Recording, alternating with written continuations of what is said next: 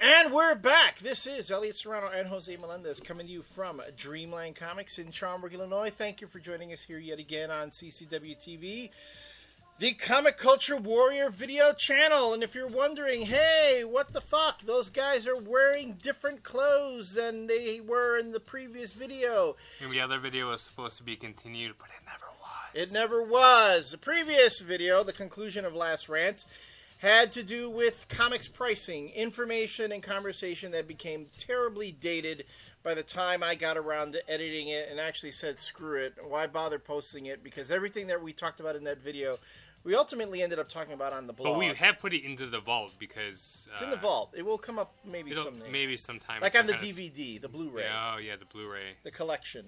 Maybe we should wait till whatever the next format is after Blu-ray to release it, because then, put out the Blu-ray, it's going to be outdated in 10 years. It'll be just outdated, wait. too. Maybe 10 years we'll get whatever the new thing is. Well, it'll be in 3D. We're going to put it out in 3D. Oh, that's be pretty badass. But we needed to put it in the vault because we are fortune tellers of the industry. Fortune tellers of the industry. That because of what we were saying in that video that no one ever really saw, the industry still heard us and said, oh, shit. We better get our act together before those guys post that video. But seriously, we're going to roll the last rants, the topic of pricing, into this week's last rants because they kind of go together. They all do go together. So, not to bore you with a video that's horribly outdated. Although what's been going on right now on the internet with the talk about comics is what I think Brian Bendis would consider long form investigative journalism. And it's pretty damn boring, too. I mean, it's really... all this talk about comics pricing and trends and price points and blah, blah, blah. After a while, you read this and your eyes start to glaze over. And you're like, just give me my comic books, okay? Well, let's give them their comic books and we'll save the boring shit for the next video. Let's jump into a quick review or two here. Or three or maybe four. Just some quick impressions about some books, and we had to discuss this. Kick-Ass #2. No longer balls to the wall. Oh, they're not calling it that anymore? No, they took it off the name. Why? Because maybe Marvel and Disney didn't want to kind of but it's an Icon book, right? Yeah, but they're still publishing it. I don't know, but maybe Mark Miller is losing his balls. Kick-Ass 2, Taste the Awesome? Can I tell you right now? Well, yeah, that's his new little thing, is putting these little shitty, quippy little things in the front, clever, That's not as taglines on every comic. They did the same thing for Superior. I was saying Nemesis was way more clever than that. No, Nemesis is Nemesis is equally as bad. Well, but didn't Nemesis make Kick-Ass look like shit or something like that? Yeah. So the irony is that Mark Miller would use one of his books to put down another book. Yeah. Although, as for making it look like shit to actually smelling like shit. Kick-Ass #2. Any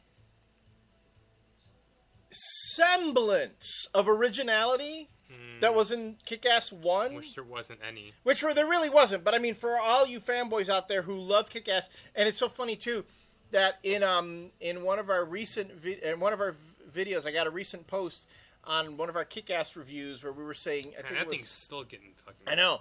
I don't know if it was Kick-Ass or Suck-Ass, I think was what we called the review.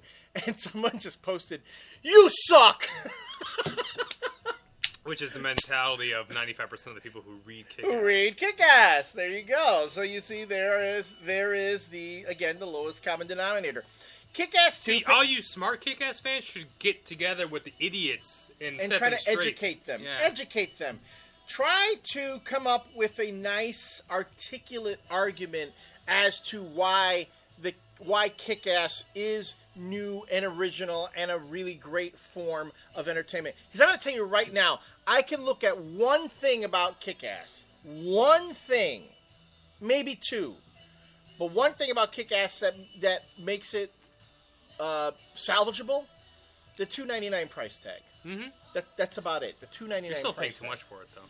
And I'm a big John Romita Jr. fan. Mm-hmm. I'm not crazy about the work in this one. He's doing the Avengers at the He's same doing time. all these books at the same time. Yeah. That's true. So I mean, this is And not. plus, this book is 2 months late. Which It's one? supposed to come out in August. Oh, Kick-Ass or Avengers? Kick-Ass. Kick-Ass. Oh. I'm just, I look at this book and I read it, and this picks up after, of course, the conclusion of the first Kick-Ass. Oh, you know what it is? Romita only did the breakdowns. And Tom Palmer did the finishes and the ink washes. Oh, no wonder it looks so darn muddy. That explains it. He probably would have been better served having Klaus Janson do it, from the Daredevil. I'll agree with that. Yeah.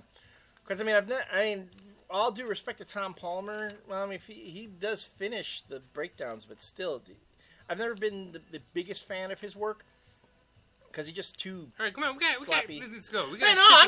I'm giving you really. What I'm doing is I'm giving you clinical dissection of the book. Because remember, people don't want snarky reviews. They don't. They want you to give a clinical review of the book. Okay, so here we go.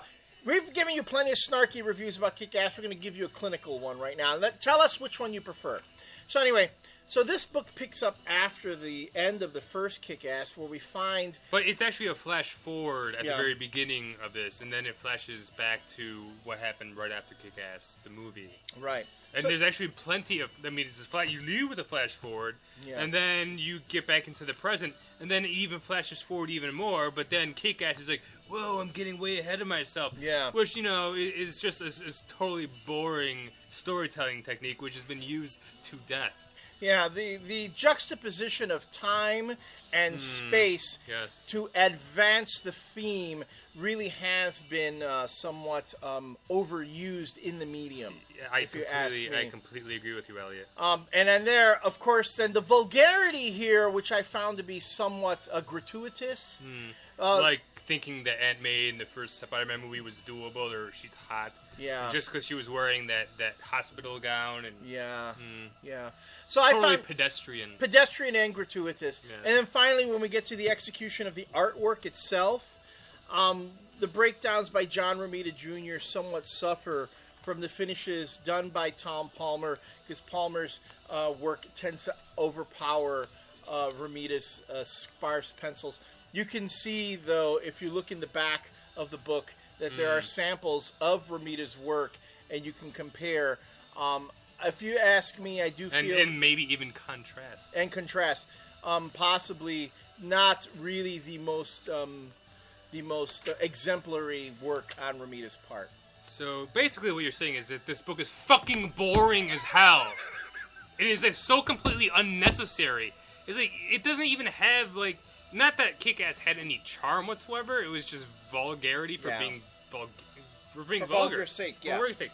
And this book's just boring. You have some swearing, and that's kind of about it. If I was a fan of Kick-Ass, which I'm clearly not, but I like to think I know how some of you idiots think, I would not have enjoyed this at all. What the hell is Mark Miller doing? Yeah, because this is really just wheel spinning for the purpose of wheel spinning. It's filling out. That's why it's not worth $2.99. No, and not really a whole lot happens in this, and there's no new ground covered in this outside of at the very end where you find out that Kick-Ass. Oh, they're going to be with another group of superheroes. Yeah, great. Which to me is, I was like, that's kind of, I'm not terribly impressed by that, because I really expected them to look at the villain side of the book. Well, they will, because that's one of the flash forward things, is they talk about Crimson Mist getting a group of villains together. Yeah, but it's just gonna be it's just gonna be stupid. It's the Kick-Ass Avengers or Justice League. They look more like Justice League than Avengers when you look at them.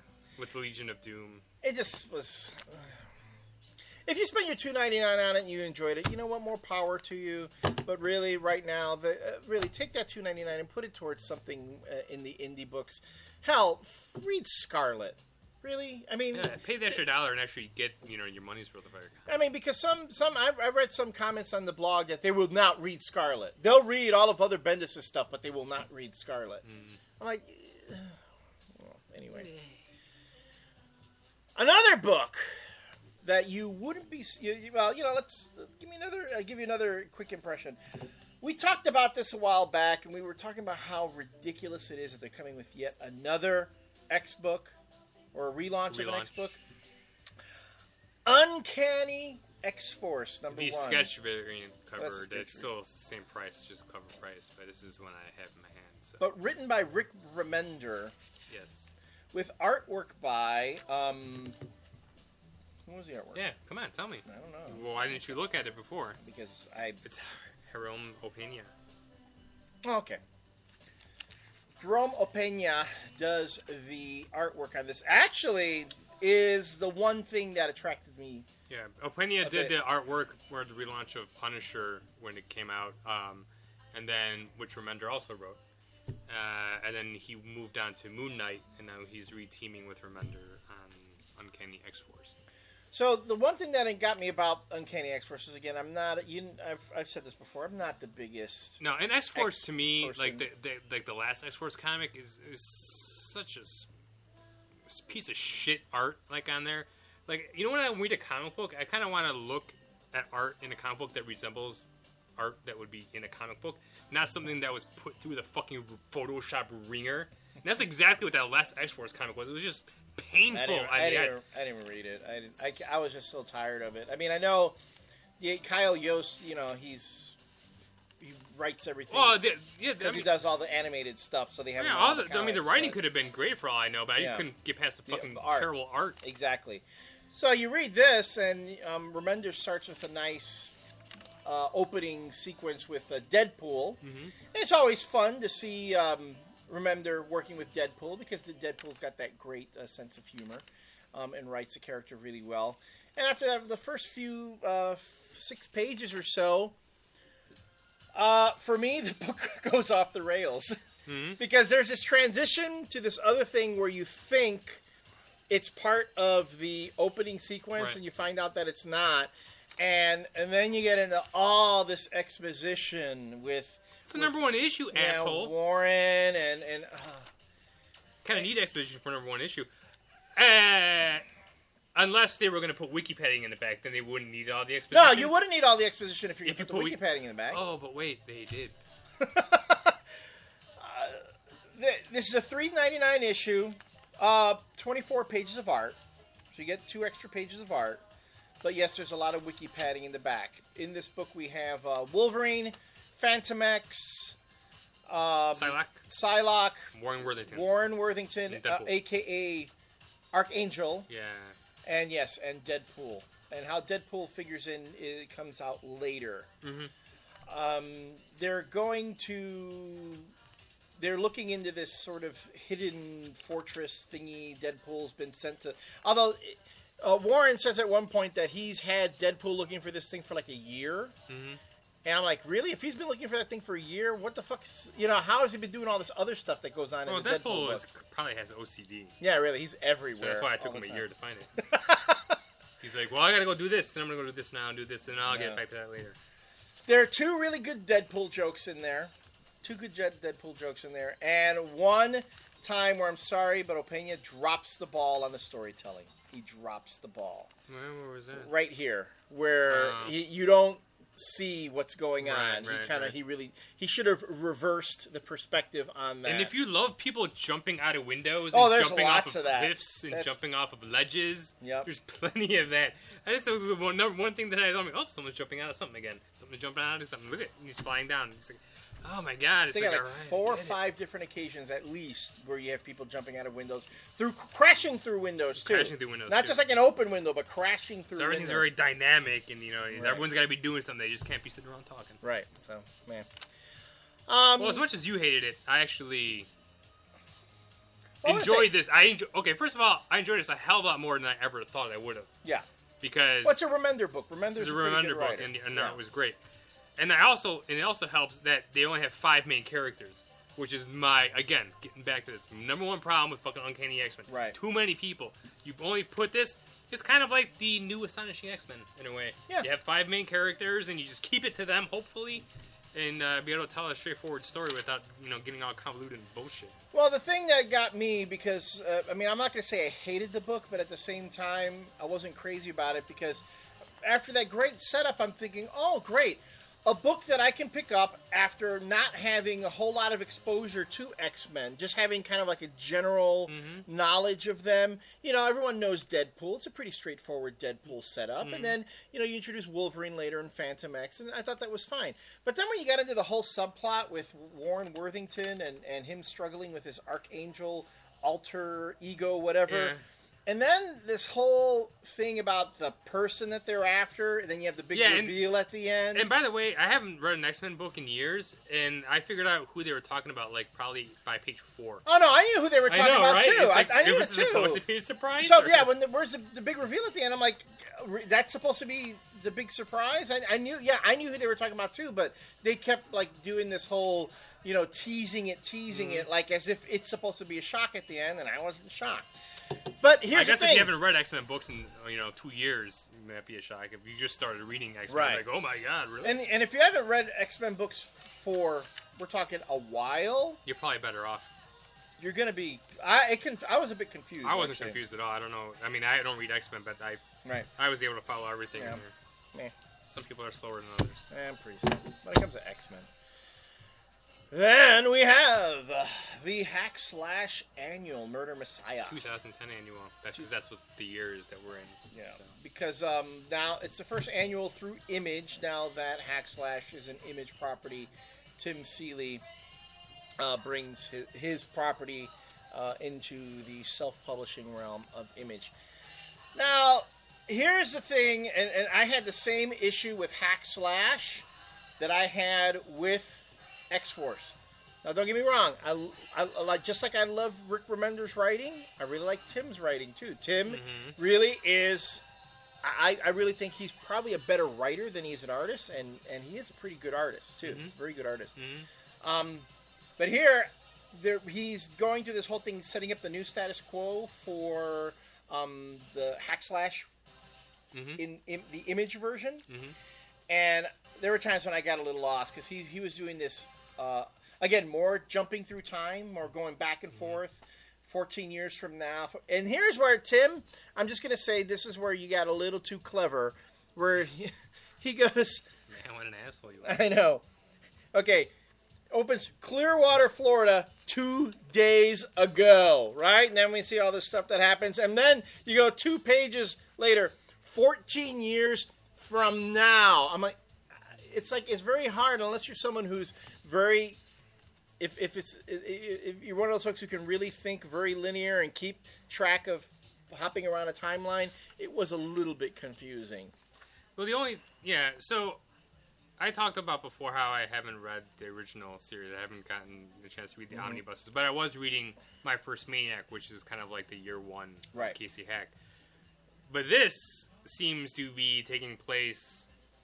Like way down the line. Like picking up where the current issue ended. So there's characters in here I have no idea about. Oh, I knew her Cassie and Vlad. I know who Vlad is, but just from osmosis. Right. But from everything else, though, I'm just like, who is this? Who is this? And so that was confusing to me. Right. So, but anyway, I don't know. It was a good story. A good story. I gotta say, I'm sorry, but Jethro Morales kind of. There were some pages that were better than others. Yeah, there were some pages that were better than others. As the book progresses, you can tell he was working on the book for a bit because you can actually see the progression in his artwork until you get to the very end. And I swear he is channeling Lionel Francis Yu at this point. It looked like Lionel Francis Yu pages at this point. I'm there going, oh wow, he did some fill-ins. Oh no, he's not nowhere to be found. So. You can see that this is kind of like a budding artist coming into his craft. So, the artwork wasn't always helping the story. Yeah. So if you read My First Maniac and you liked it, you might be a little bit confused, like I was. I mean, I read it twice, and I kind of got a better grasp of what was going on. But there's obviously characters that needed to be introduced. Maybe the little catch-up thing in the front that would have helped out. Yeah, like a little blurb in the front. That would have been nice, but for all the hack, I mean, there's rabid Hack Slash fans. They don't need that, so they enjoy the book for what it is. So, but I mean, you had the Hack Slash Suicide Girls annual from before, and you could have just picked that up and read it with having just cursory knowledge of the characters. Yeah, but it looks like this. Yeah, this is the book that's tying the old Devil's Due to the new series. So yeah. Right. And then finally we have Star Wars Knight Errant from Dark Horse. This is a new Numero uno. This is a new series where we have this like brand new Jedi character that I want to call him Joshua Jackson, but it was John Jackson Miller created. John Jackson Miller has written a bunch of Sith novels. You can find a lot of his stuff as free ebooks on iTunes. And this takes place like 1,000 years before. It's like during the time of the Old Republic, in the middle of the Sith War, the Great Sith War. Yeah, it's an Old Republic book. Old Republic book. So 1,000 years before the Battle of Yavin. So we were looking. I mean, Jose picked up the book because it's this new female Jedi Knight, new female character. And the book's supposed to be about her. It's about her. So I actually paid money for this. This is the first Star Wars comic I probably bought ever. Remember? No, since probably Dark Empire. 1 and 2. Right. Because I bought those original issues. And it sets up this whole thing where the character's name... Kara. She's this Jedi who just finished her trials. So she's... just now a Jedi Knight.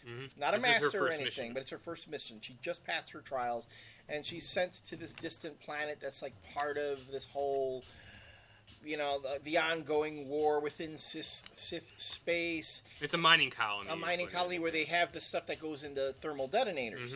Okay, fine. This is where they process all the ores and everything that go into the thermal detonators. And as it progresses, you see that this planet also falls within a sort of not a civil war, but a war between the two Sith brothers are kind of going at it with each other. And the Jedi have interjected themselves in there. And then Kara, throughout this whole confrontation that's going on here, finds out what Odeon, the Sith brother, wants to do to this planet. And she is able to thwart the plot, but not without paying a tremendous price for it.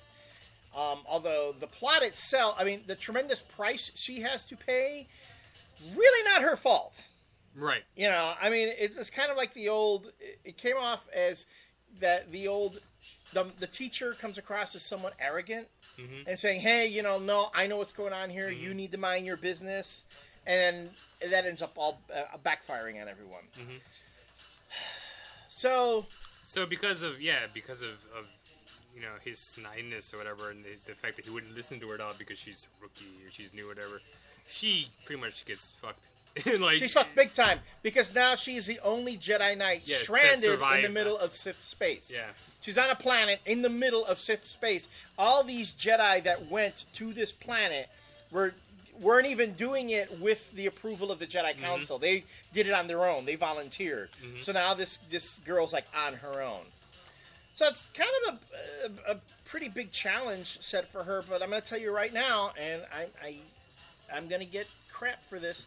I am not an Old Republic fan. I'm not a big...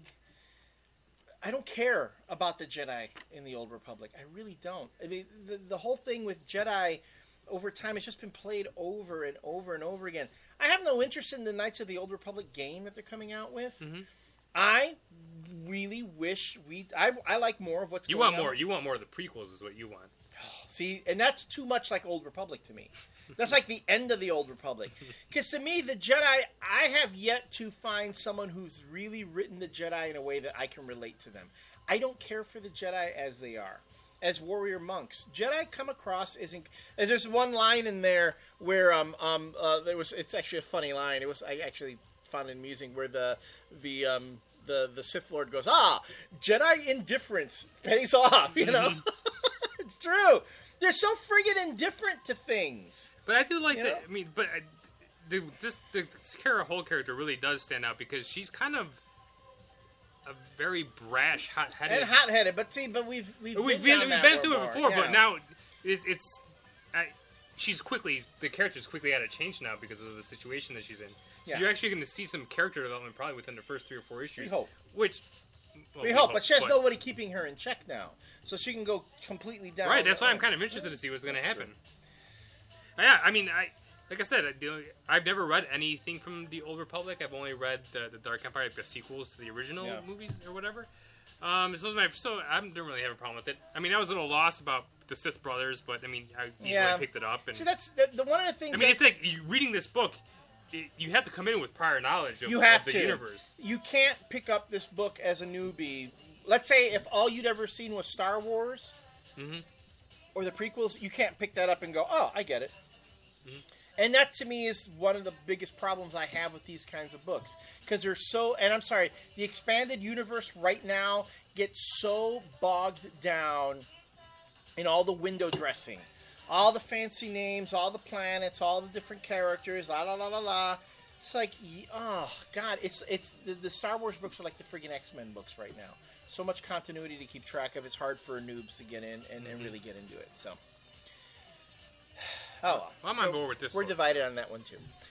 Okay, so look at that. We were gone. We come back, and not only do we hit you with a little bit of knowledge, but 4 reviews. So do with them what you will. So we'll see you in about 2 months. When we come back, we'll have last rants and some special announcements. Oh yeah, that's right. We hope you join us. Hold on, what's that?